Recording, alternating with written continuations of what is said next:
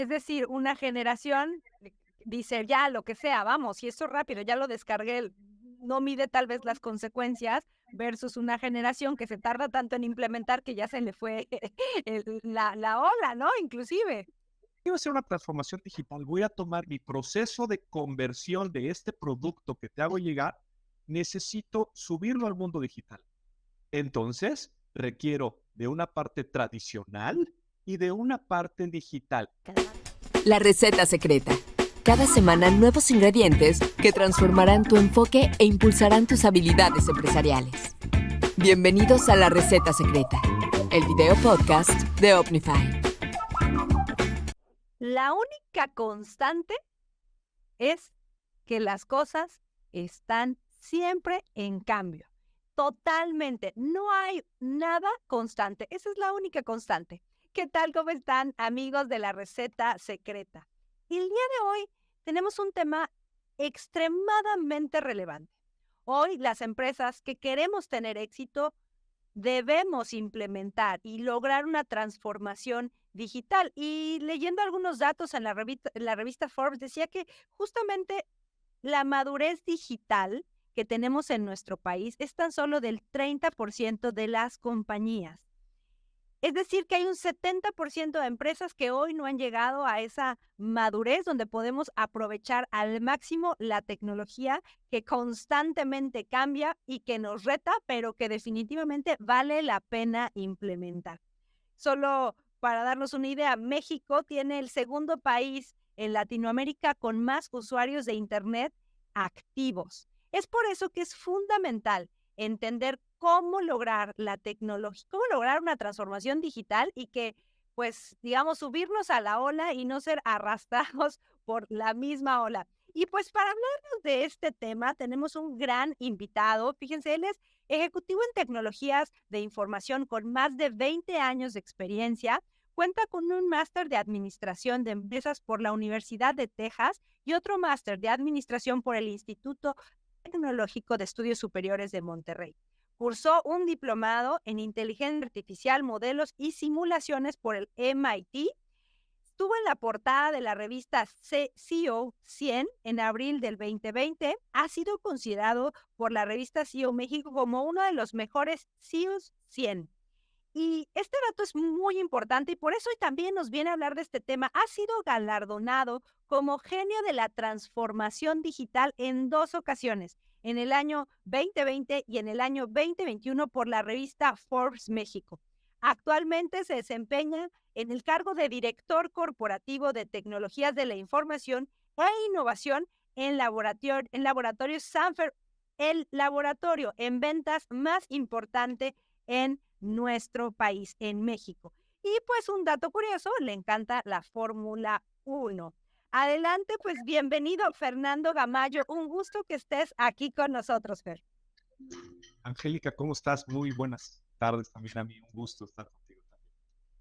Oye, Fernando, pues tuvimos el gusto de conocernos hace aproximadamente 2 meses y justo escuchaba una plática tuya de transformación digital, cómo ha llegado a cambiarnos, a revolucionarnos. Y hoy me gustaría justo que nos compartieras la receta secreta para lograr una transformación digital, pero justo antes de entrar al tema, y me decías al inicio de la entrevista, antes de arrancar, que para entender y lograr una transformación es fundamental conocer las generaciones millennials, centennials, y cómo operan y cómo funcionan. ¿Por qué esto es tan relevante? Platícame, Fer. Muchas gracias, Angélica. Sí, la realidad es que la sociedad digital nos arrastra hacia este nuevo mundo interconectado, ¿no? Ya preferimos conversar mediante algún mecanismo digital que la conversación tradicional que solemos hacer. Entonces, es muy importante entender el por qué. Cada generación tiene una forma y un entendimiento de adopción de la tecnología. Entonces, si queremos hacer una transformación digital, es muy importante entender que una generación es muy fácil adoptar una plataforma nueva si y solo si viene desde un mecanismo de redes sociales u otros que requerimos forzosamente la recomendación de una figura. Ejemplos muy rápidos.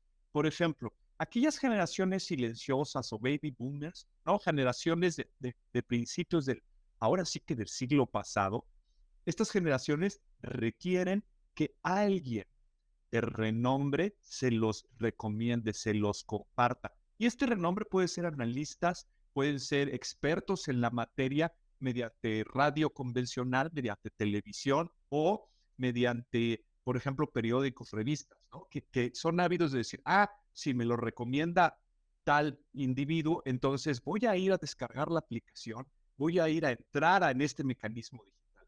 Mientras que otros, por ejemplo, los millennials o la generación Z, son más sabidos de buscar de manera inmediata la respuesta. Es ir, buscarla y lo que busco no necesariamente es correcto. Lo busco, encuentro algo y creo que esa respuesta, exploro la respuesta y muchas veces experimento la respuesta. Y pueden resolver mi inquietud o no, pero son ávidos de esta inmediatez de querer ir a hacer algo necesariamente digital, ¿no? Es un poco la diferencia entre un estilo de generación que requiere pausadamente absorber la tecnología y otro que está dispuesto a experimentar. Eso, entre paréntesis, los pone en un riesgo informático, que es otra discusión completamente diferente. Se autoexponen, mientras que digamos, la edad conservadora prefiere ir mucho más despacio en la adopción de la tecnología.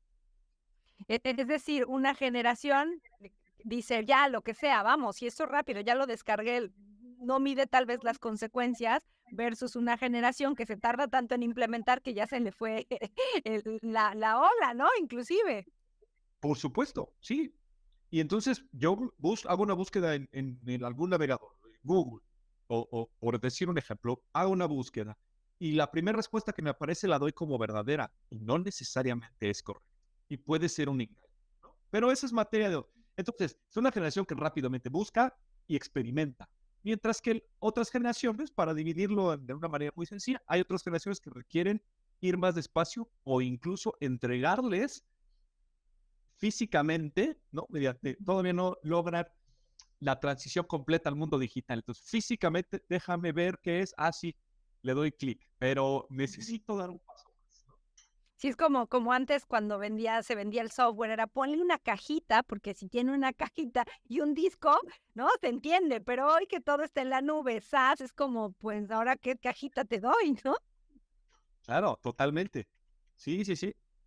Oye, y a ver, si te parece, vamos entendiendo que cada generación va a necesitar, pues, elementos inclusive de educación diferentes para lograr una adopción digital.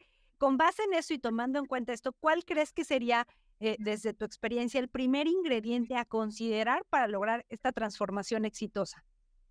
Ok.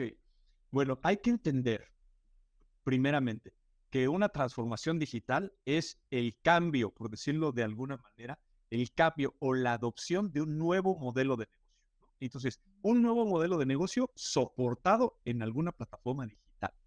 Entonces, para que esto suceda, el primer paso que debe existir es una dualidad. ¿Qué significa una dualidad? Todas las empresas, todos los emprendedores, todas las grandes corporaciones tienen forzosamente un liderazgo tradicional y un liderazgo digital. Y la dualidad, que sería el primer ingrediente de esta receta secreta, es entender que el liderazgo tradicional no es ni mejor ni peor que el liderazgo digital. Es decir, que son completamente complementarios, necesitamos los dos liderazgos. Es por eso que la dualidad es el primer elemento. Necesitamos pensamiento tradicional y pensamiento digital para que una transformación digital pueda, en concepto, materializarse. Es decir, es complementar vamos a llamar, el proceso, el know-how, lo que ya se sabe desde una parte offline o digamos de proceso, con qué tecnología lo vas a acompañar, ¿es correcto? Claro, porque en una transformación digital es un modelo existente, ¿no? Y aquí a lo mejor separamos y decimos, no es que yo tengo una nueva idea y quiero nacer con un nuevo producto en el mundo digital. Eso nace de manera digital.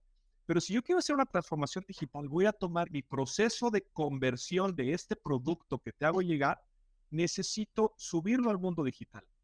Entonces, requiero de una parte tradicional y de una parte digital, que las dos en conjunto, porque si no, la parte tradicional va a negar lo digital y la parte digital va a decir, hay que tirar a la basura todo lo tradicional. Y no, la realidad es que la transformación digital necesita los dos elementos. A veces uno ligeramente más que el otro, 60-40, 35-65, no es que sea 50-50, pero no puede ser 99-1, jamás. Oye, y entonces, una vez que entendemos que hay dualidad y que debe haber un equilibrio entre la modernidad y la parte, la parte, pues digamos, ya que tiene más años de implementación, ¿cuál sería el siguiente elemento a considerar? Este elemento para mí es el más aterrador, era la palabra que estaba buscando. ¿Por qué? Porque es el cambio cultural. Y el cambio cultural, como te lo voy a plantear, Angélica, es completamente diferente. No significa de manera convencional, le voy a dar un entrenamiento a mi organización para cambiar la cultura. La verdad, no. Este cambio cultural dice, en teoría, tenemos un grupo de individuos que laboran en nuestras empresas que les llamamos innovadores. De acuerdo a una curva de distribución normal, de acuerdo a la estadística, una curva normal de distribución, dice que el 2% son innovadores, solo el 2%. ¿Esto qué significa? Que la gran minoría están ávidos de cambio y quieren hacer cosas diferentes y están dispuestos a aceptar en cambio un reto y quieren hacer cosas. Después hay un 13%, hay otra pequeña proporción que ellos le llaman early adopters. ¿Qué es un early adopter? Es aquella persona que dice, ok, si me explicas el cambio, si lo entiendo, estoy dispuesto a hacerlo. ¿Y qué hacemos en las organizaciones? Nos quedamos con este 15%, el 2% innovador y el 13% de fáciles en adoptar, ¿no? Estos early adopters. Y creemos que con este 15% vamos a cambiar la organización. Y es aquí donde debería de haber un sonido de fondo que dice, ¡bang! Error. El cambio cultural al 15% es la razón por la cual una receta secreta de transformación digital fracasará. Solo nos enfocamos en cambiar este 15% y olvidamos el resto del 85%. Solo nos hace falta un 3%, pero déjame explicarte por qué. Después de este 15% que te he explicado, en una curva de distribución normal, y fíjate que te voy a dejar una lámina para que la compartas con tu audiencia, donde se ve muy claro estos porcentajes. Existe algo que se llama la primer mayoría o the early majority. Esta primer mayoría que representa el 35%, es decir, es un porcentaje importante, es casi una tercera parte. Esta early majority o primera mayoría son los que dicen, ok, ya entendí, ya sé qué debo hacer, dame una zanahoria y cambio. Si no hay zanahoria, no me interesa el cambio. Ahí es donde tenemos que poner el esfuerzo, porque con este 35 más el 15 que llevamos, hemos generado la masa crítica suficiente para mover al siguiente 35%. ¿Quién es este siguiente 35%? A los que dice, si la organización se mueve, me muevo. Y por último me queda un 15%. ¿Y quién es este 15%? Los que no les interesa cambiar, los que no van a cambiar. Es por eso que yo le llamo el cambio al 15%, porque o nos enfocamos en el 15% del último lado de la curva, el que no va a cambiar, y entonces vamos a tener cualquier cantidad de esfuerzos fracasados, o en el primer 15% que es un hecho que quieren cambiar. Entonces, ¿para qué? Si me queda el centro, este 70% es donde está la clave. Es por eso que yo le llamo el cambio cultural al 15%. Oye, ¿y cómo dentro de tu experiencia, cómo los identificas? Porque vamos a suponer tienes que implementar una tecnología que tienes, vamos a hablar, 100 personas. ¿Cómo identificas a los primeros 2 que sí, felices, ¿no? Son champions número 1. ¿Cómo los identificas? Yo creo que es muy fácil identificar a los dos extremos. Y por eliminación nos quedamos con el centro. El que dice, otro nuevo proyecto. Perfecto. Ese lo marcas y dices, ese es del que no le interesa cambiar. No le inviertas tiempo. La organización lo va a arrastrar. El cambio lo va a arrastrar. Sucederá, ¿no? Como el teléfono celular. inteligente no va a funcionar. La banca electrónica jamás. Y hoy hace sus transferencias. O sea, ellos eventualmente serán arrastrados por la transformación digital. Y los que dicen siempre, claro, vamos, tu idea es muy buena, y si le ponemos, le quitamos y le sumamos, ellos son el primer 15%. Entonces, de esta manera relativamente sencilla, podemos encontrar que en la parte central nos quedan los que necesitan una zanahoria o los que van a imitar a los que necesitan una zanahoria. ¿Me estoy explicando? Y Sí, estos dos son perfecto. los que representan el grueso en una transformación digital. No, y maravilloso, porque justo podrías verlos a todos de la misma manera y decir es que les falta capacitación, no es que no es un tema tal vez de capacitación, es un tema de no quieren cambiar, o sea, y tú estás ahí con tu otro 15 del otro lado y pues te desgasta, se desgasta la organización y pues ahí te quedas, ¿no? O te quedas en tu primer 15, que eran los súper fáciles, y no, me encantó este concepto de, primero enfócate en esta parte, es la que está en medio del 35%, el otro 35%, y solito los que quedan los va a arrastrar la transformación digital, arrastremos, ¿no? A los que no lo están permitiendo, pero que solitos lo van a terminar haciendo porque no va a quedar otra opción, ¿no? Va a ser la única opción. Es correcto. Me encanta. Oye, y ahora vamos al tercer ingrediente. ¿Cuál sería el tercer elemento que necesitamos tomar en cuenta? El tercer elemento yo le llamo la balanza. ¿Qué significa la balanza? Debemos de tener un equilibrio entre economía u operación, ¿no? Entre rentabilidad y eficiencia. ¿Qué busca la organización? ¿Rentabilidad o ser más eficientes? Y puede estar muy relacionado con la uno, que te dice la dualidad o es tradicional o es digital. El tradicional te va a decir, no, no, no, primero optimicemos el proceso, busquemos eficiencia.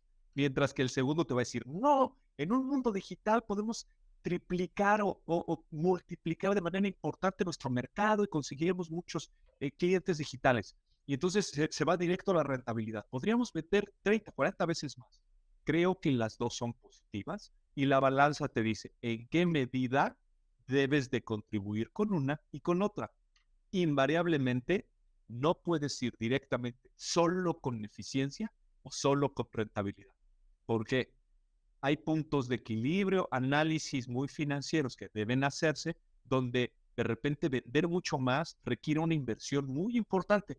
Y ese punto de equilibrio, si se rompe accidentalmente, tendríamos un problema financiero y ahí no quiero entrar en este detalle, pero a lo que voy es, o lo hacemos a través de la eficiencia o a través de la rentabilidad. Entonces necesitamos encontrar el punto de equilibrio.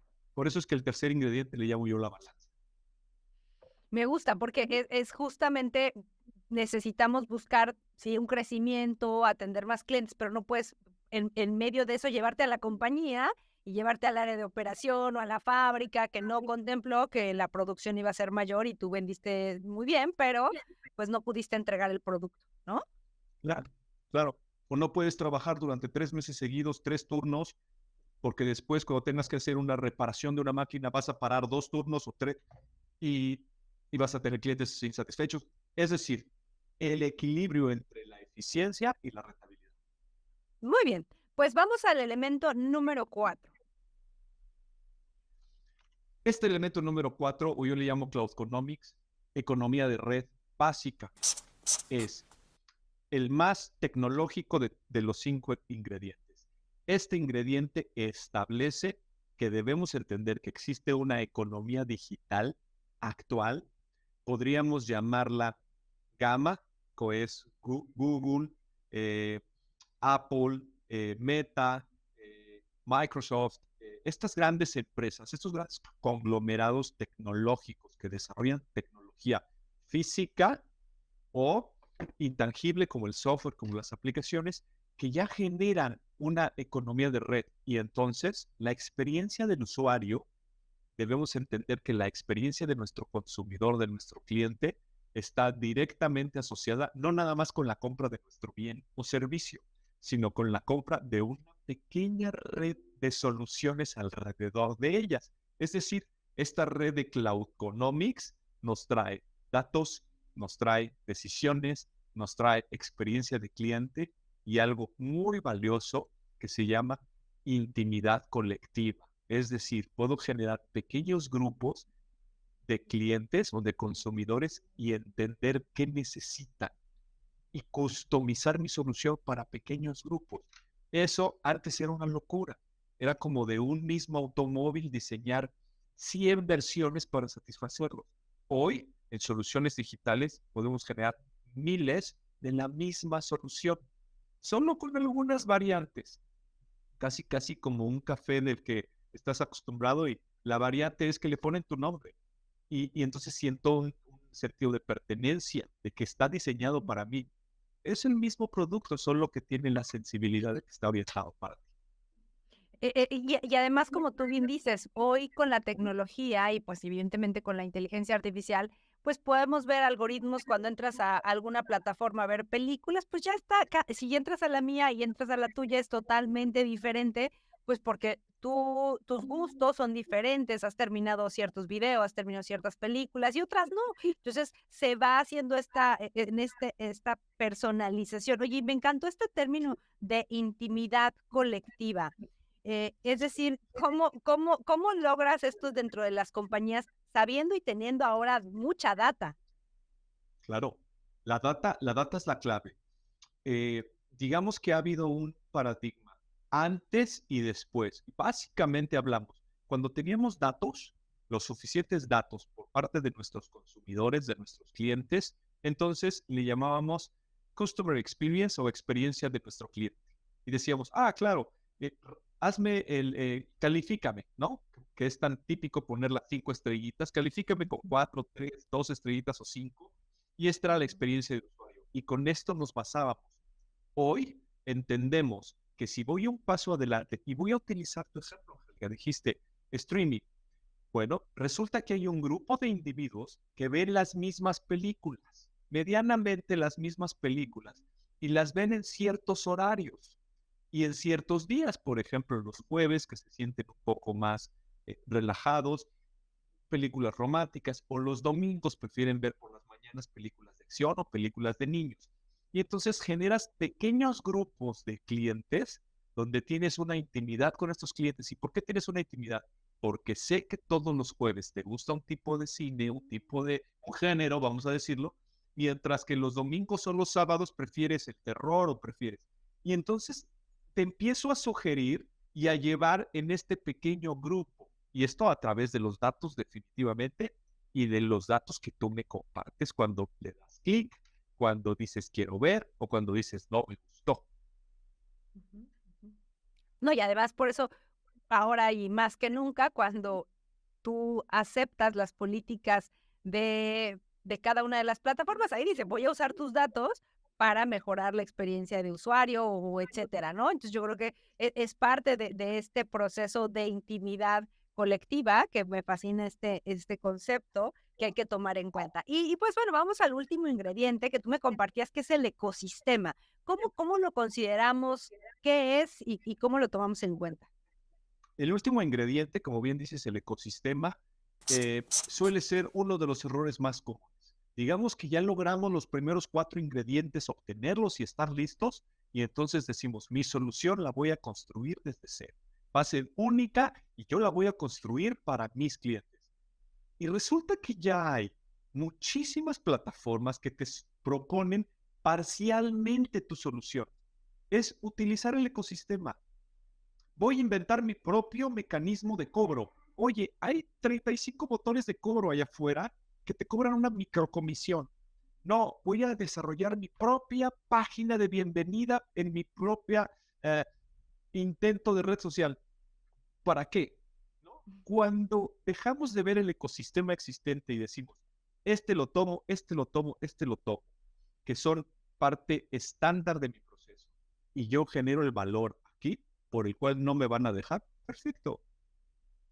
Hasta que Mercado Pago creció lo suficiente, generó su propio motor de pago. Antes no era su negocio el motor de pago, ¿no?